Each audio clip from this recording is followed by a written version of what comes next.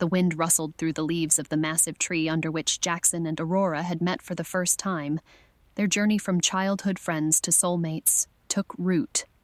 It was in those enchanted woods that their story unfolded, a place where reality and magic coexisted in perfect harmony. Their first encounter had been serendipitous, a chance meeting that felt almost fated. He had stumbled upon it, claiming it as his secret hideaway, a place where he believed dreams could come true. Aurora, too, had found this haven, and they happened to cross paths one day. Their secret place beneath the towering branches became a sanctuary of shared secrets, dreams, and youthful aspirations.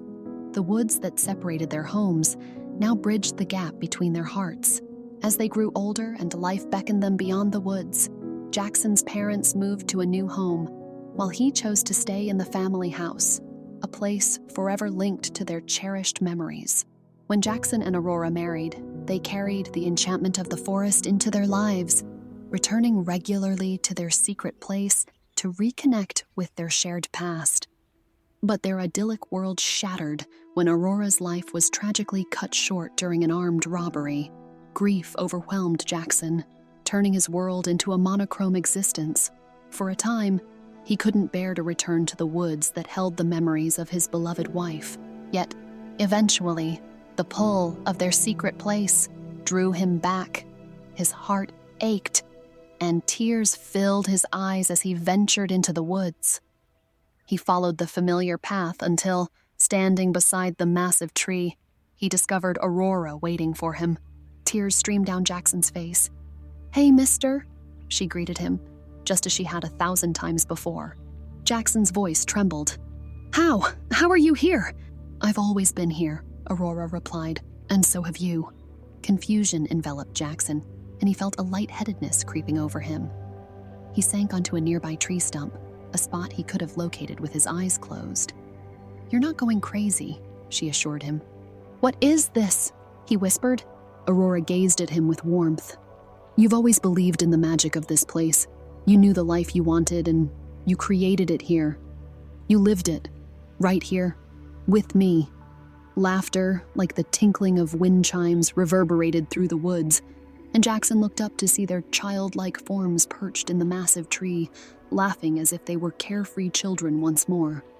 Aurora leaned closer to him. "This isn't a memory, Jackson," she said. "It's happening right now." He rose to his feet and moved closer to the adult Aurora, reaching out to touch her face. Her skin felt warm and real under his fingertips. "I'm real too," she whispered, leaning into his touch. "So are you." Aurora motioned toward the children perched high in the tree. "And so are we." Although Jackson's mind struggled to grasp the extraordinary, he could faintly remember their childhood years, when Aurora had told him that they could become anyone or anything in this magical place. He had needed a friend back then, and this secret place had allowed him to bring one to life. "Your heart made me real," Aurora explained, taking his hand. "And then you gave us a whole, real life together, lived out right here." Jackson's head spun with confusion, and he finally found his voice. "This doesn't make sense," he said. "If I created our life together, if I created you, why would I let you die? Why did that happen?" Aurora enveloped him in her arms, and her lips met his in a loving, gentle kiss. She pulled away, her eyes filled with understanding. Some people fear heartache so much they'll destroy their lives before their lives can destroy them. Jackson absorbed her words, her wisdom slowly unraveling the tangled threads of his grief. In this enchanted place, where the boundaries of life and death blurred, he had the chance to rewrite their story, to live in harmony with the love that had always guided them. Tears welled in Jackson's eyes, and he choked out, "I'm so sorry." Aurora held him tenderly. "It's all right," she whispered. "You're back here now, with me." His tears gave way to a faint smile, and he found himself transformed into a child again, perched high in the tree with his young Aurora. He looked at himself in astonishment, patting his chest, arms, and face, as if to affirm that this was real.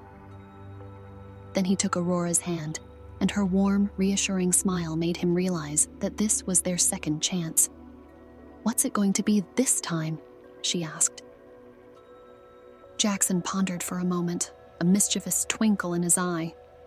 "First, I'm going to climb this tree." With a joyful laugh, he began ascending, and young Aurora followed closely behind. They ascended the tree with the gleeful spirit of children, their laughter echoing through the woods, and the magic of their secret place once more enveloped them, guiding them toward an enchanting future.